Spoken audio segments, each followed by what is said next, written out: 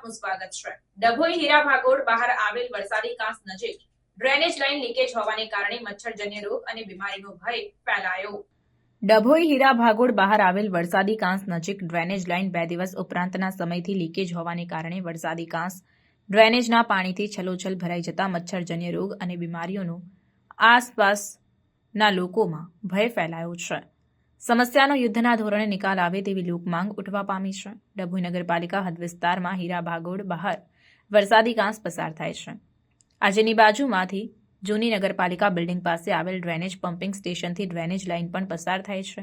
2 દિવસથી ડ્રેનેજ લાઇનમાં ભંગાણ સર્જાવાને કારણે છેલ્લા 2 દિવસથી ડ્રેનેજ લાઇનના પાણી વરસાદી કાંસમાં ભળી જતા વરસાદી કાંસ ભરાઈ ગઈ છે, જેને કારણે સ્થાનિક રહીશો દુર્ગંધ મારતા પાણીના મચ્છરજન્ય રોગ ફાટી નીકળવાનો ભય અનુભવી રહ્યા હોય ત્યારે પાલિકા પ્રશાસન દ્વારા યુદ્ધના ધોરણે આ વિસ્તારમાં ડ્રેનેજની સમસ્યા હલ કરે તેવી લોકમાંગ ઉઠવા પામી છે।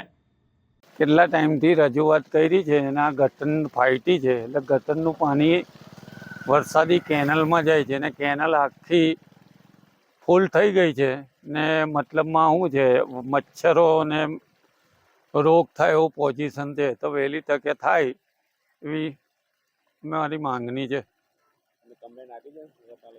નગરપાલિકામાં કમ્પ્લેન એટલે કુએ જઈને મળતા આવ્યો તો એ બી કીધેલું